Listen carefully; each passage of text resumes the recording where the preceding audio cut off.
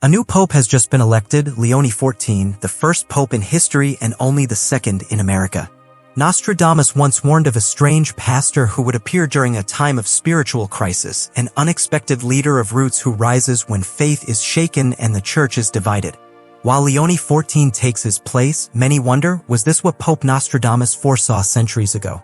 This is not just a moment in the history of the church. It may be the beginning of a prophecy in development, descendant of Pope Francis. But first, let's talk about our new pope. The first Augustine pope, Leone XIV, is the second Roman pontiff of America after Pope Francis. He spent many years as a missionary in Peru before being elected head of the Augustines for 2 consecutive terms. He spent his childhood and adolescence with his family, studying first at the minor seminary of the Augustine Fathers and later at the University of Villanova in Pennsylvania, where in 1977 he was licensed in mathematics and also studied philosophy. On September 1st of the same year, he entered the novitiate of the Order of St. Augustine in St. Louis in the province of Our Lady of the Good Counsel of Chicago and did his first profession on September 2, 1978. On August 29, 1981, he issued his solemn vows.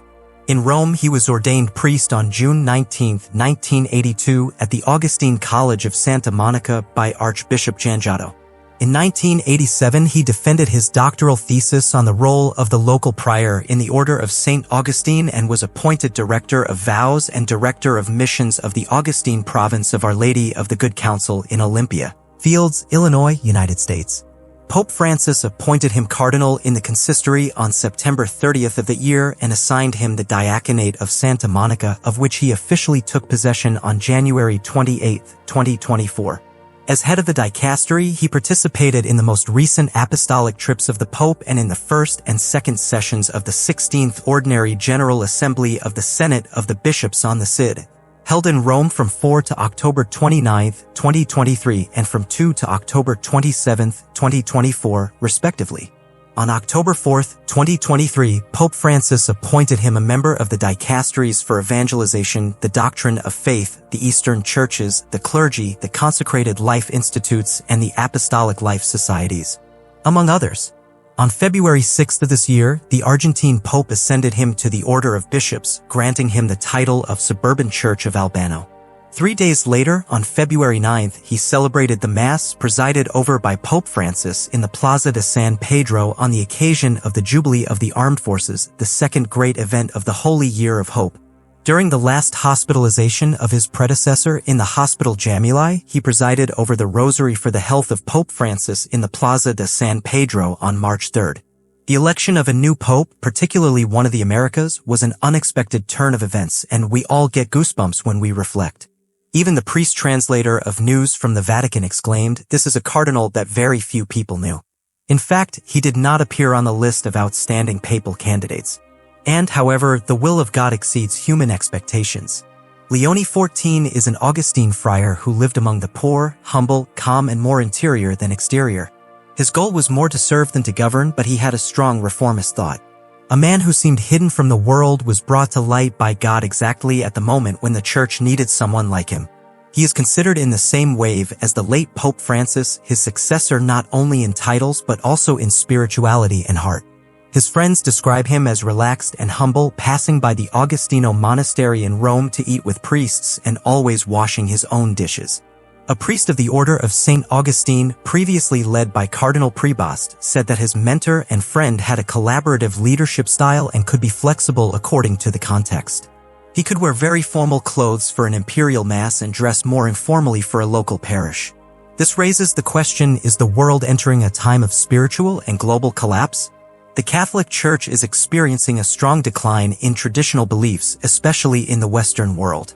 The Church's attendance is decreasing, the number of clergy is decreasing, and fundamental doctrines are being questioned from within. Meanwhile, internal debates about gender, the role of women, and abuse scandals have created deep divisions among the faithful. Nostradamus seemed to see it coming. In his quartets, he speaks of a church in great anguish with not two conforming leaders.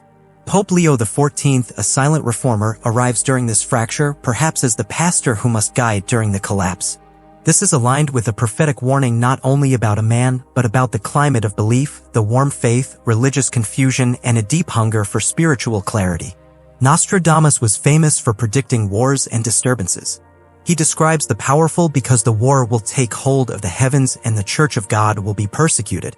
At this moment, the world is on the brink of an extended conflict. The war wreaks havoc in Ukraine, the Middle East is a powder keg, and tensions in East Asia are increasing. Military alliances are changing, nations are testing long-range missiles and weapons systems driven by artificial intelligence. Seizing the heavens could indicate a growing militarization of space and war by satellite. Religious persecution is also increasing, and Christians in many regions are facing social rejection, imprisonment, or something worse. Continuo, the false trumpet that hides madness will make Byzantium change its laws. From Egypt a man will come out who wants the edict to be withdrawn, changing money and standards. This verse has often been associated with the destabilization of long-term institutions. The false trumpet could represent a false leadership or confusion within religious structures. Byzantium, symbolically linked to the Eastern Church, insinuates a change in the traditions and authority of the Church. Pope Leo XIV, who has been deeply involved in debates about civility, the government through listening and shared authority, now assumes power during one of the most reforming phases in the recent history of the Church. Could this change of laws refer to the current changes in the doctrine and the government of the Church? Great problems are preparing for humanity. The powerful for war will take over the heavens. The fire of night will fall from heaven. The Church of God will be persecuted. This quartet is often quoted in apocalyptic interpretations. The mention of the persecution of the Church is especially significant. Leo XIV ascends to the Pope at a time when Christianity faces hostility in various parts of the world, both by external pressures and by internal moral crises, with global tensions, wars, and a growing rejection of traditional religious authority. Some believe that we are entering the same era that Nostradamus warned. After 17 years in office, he will change hands 5 times in a short time. Then one who is not too conformist will be elected at the same time. Some interpreters have linked this verse with the rapid change of popes and with a future pontiff whose style of leadership would break with tradition. Leone XIV, American, former missionary, reformist of erudite but calm formation, fits into the profile of a not-too-conformist man. His identity and approach are really unusual compared to many of his predecessors. Could this strange pastor be in command now? Paul the Celibate will die at the hands of Rome. The great ones will be executed for the crime. The Catholic Church will be in great trouble and the secular power will be in decline. Although it is possible that Paul does not directly refer to any pope, the quartet paints a picture of the Church in confusion and threatened leadership. With secular powers weakening and global institutions under pressure, the Catholic Church is once again at the center of the cultural conflict. The recent promotion of Pope Leone XIV after years of silent service could be a calm before the storm. Nostradamus never named specific individuals, but his language was designed to resonate in time so that it would make sense when the signs appeared. Many of the themes on which he wrote, an era of spiritual crisis, unknown leadership, persecution of the faithful, and transformation of the Church, seem alarmingly relevant today. The promotion of Pope Leone XIV may not be the fulfillment of a single prophecy, but the beginning of several that converge at the same time. His antecedents, his moment, and the fragile state of the modern world suggest that we may be entering the same chapter on which Nostradamus warned us, the sign of the end of times. Along with that, we must pay attention to the following signs, which are believed to be indicators of the end of times. And once you see them happen, it means that the day of the Lord is approaching. The prophecy of Nostradamus is being fulfilled. The first sign is wars and rumors of wars. The Bible tells us that in the last days dangerous times will come, and the word dangerous means dangerous. It refers to threatening times that will come. That is why we should not be surprised if the world falls into an alarming state. Jesus warned us about wars and rumors of coming wars. He warned that one nation would rise against another nation. In today's news, almost all other stories deal with the possibility of a world war, information about a potential conflict, or information about an existing one. With all that, we must be very aware of the events of the Second World War. There is no doubt that another world war will be part of the future. Christ clearly taught that there would be war before his return. Jesus predicted, a nation will rise against a nation, and a kingdom against a kingdom. In a similar way, Revelation 6, predicted a symbolic rider that would represent the war that would take away the peace of the earth. To be more specific, the future brings us at least one more world war. There is nothing in the scriptures that says that there will be only a certain number of world wars. The First and Second World Wars are not explicitly mentioned in the scriptures, nor a possible Third World War. Only the last war is mentioned in detail, which allows us to interpret that there may be others before the final conflict. So, although there will be at least one more world war, there is no doubt about the result. Justice will prevail when Christ, the King of Kings and Lord of Lords, defeats all who oppose him. It is also worth mentioning that after the reign of 1,000 years of Christ, there will be another uprising that could possibly have the scope of a world war. Satan will be bound for 1,000 years and then released. After his liberation, he leads a rebellion among the peoples of the earth. Christ quickly suffocates this rebellion and permanently judges Satan, throwing him into the lake of fire, as he did with the beast, the Antichrist, and the false prophet. We know what is to come. We know how it all ends. But we do not have to worry. Matthew 6:25-26 says, "That is why I tell you not to worry about everyday life, whether you have enough food and drink or enough clothes to wear. Is not life more than food and your body more than clothing? Look at the birds. They do not sow, nor harvest, nor store food in barns, because your heavenly Father feeds them, and you are not much more valuable to him than they are." The second sign is the appearance of a world leader. This leader will control an economy linked globally, in which he will be a world dictator who will control trade. So that people swear loyalty to him, he will force them to take a brand, since without it they cannot buy or sell.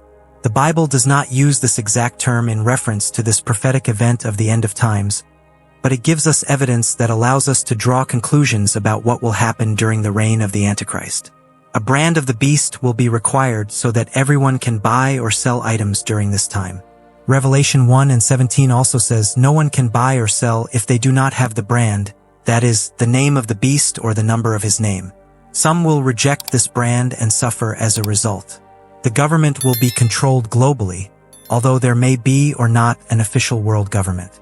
In terms of world currency, a brand of the beast will be needed to buy or sell. However, the Bible does not say that there will be a single currency. As a result, there are many ways in which this could develop that may include or not a single currency. Today, credit cards or online financial transactions can be made between various currencies in most countries. A single currency would not be needed to fulfill the prophecy about the brand of the beast, although this is possible. One thing that is clear about these future events is that those who live during the period of the tribulation will face difficult decisions. Those who refuse to worship the Antichrist and receive his mark will face suffering, persecution, and hunger. However, those who come to Christ during this time will remain firm in their faith and will choose to persevere. The third sign is that the hearts of many are cold. This is something that we can all see develop before us.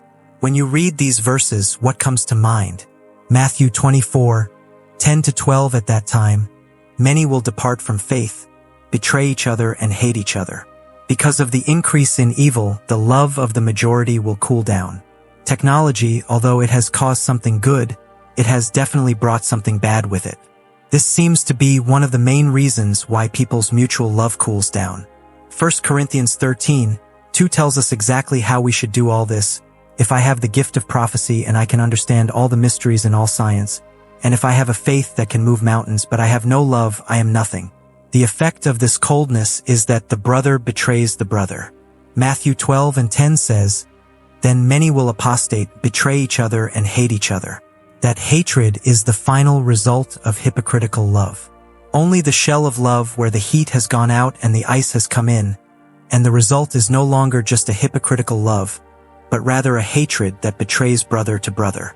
Jesus says that the reason for this emergence of cold and hypocritical love that eventually betrays a brother is due to the increase in mischief. It is worth thinking about that because perhaps you want to turn this around because love has cooled down, there is a lot of anarchy.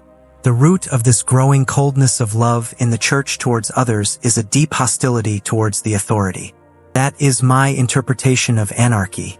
A deep hostility towards the authority, especially the authority of God, that is the root of anarchy. I will not submit to any law other than my sovereign being. I will no longer give in to authority. Since cold love, says Jesus, comes from the increase of anarchy, We must fight against the current, so to speak, of the river of love. We have to get to the springs. We must fight against arrogance, pride, and self-sufficiency. That goes against the spirit of anarchy in our hearts that says, I will not submit. I don't like people telling me what to do, let alone an omnipotent God. Anarchy means that we want to be our own law. We don't want anyone, especially an omnipotent and infallible God, to tell us what to do. We want to create our own meaning, create our own identity, and create our own rules. When this happens, we have disconnected ourselves from Christ, the Holy Spirit, and, therefore, from love. 2 Timothy 3:1-5 speaks of the last days, but look at this, there will be terrible times in the last days. Men will be lovers of themselves, lovers of money, greedy, arrogant, abusers, disobedient to their parents, ungrateful, impious, without love, relentless, slanderers, without self-control, brutal, not lovers of good, treacherous, fearful, vain, lovers of pleasures more than lovers of God, having the appearance of piety. But denying their power, you have nothing to do with such people. In 2 Thessalonians